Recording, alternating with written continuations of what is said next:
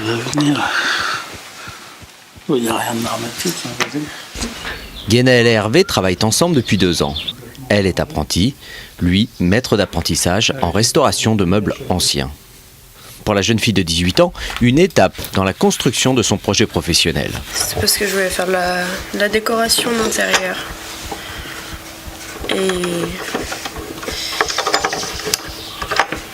du coup, j'ai voulu apprendre l'ébénisterie pour apprendre tous les styles et plein de matériaux différents. Mais j'ai pas trouvé de patron ébéniste, donc je fais de la restauration. Hervé, lui, fait ce travail depuis 30 ans. J'y suis venu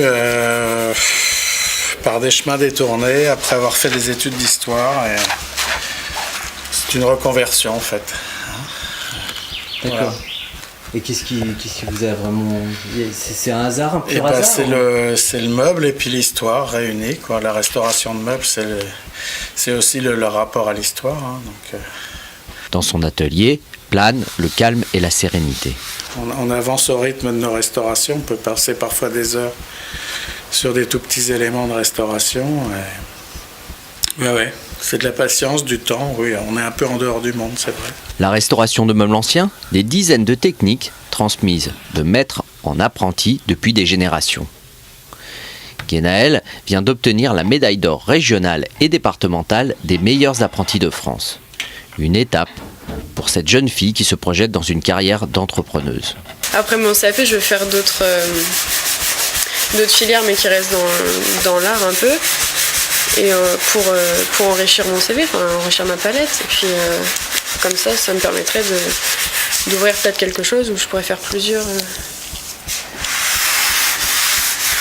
métiers en même temps. Guénaël et Hervé, c'est 2 ans de partage autour du meuble. Et peut-être plus. Moi, j'essaye aussi que ce soit l'apprentissage d'une culture. Ça, je me contente pas. J'essaye de faire passer certains messages. Justement, j'ai pas envie que ce soit juste un métier de technicien, quoi. Hein, nous, notre métier, l'intérêt de notre métier, c'est pas l'aspect simplement l'aspect technique. Donc, j'essaye, dans la mesure du possible, c'est pas toujours facile. Hein, de faire passer des messages culturels, de ne pas s'arrêter à l'objet, à la matière, à une technique, d'aller un peu plus loin, d'éveiller un peu l'esprit parfois.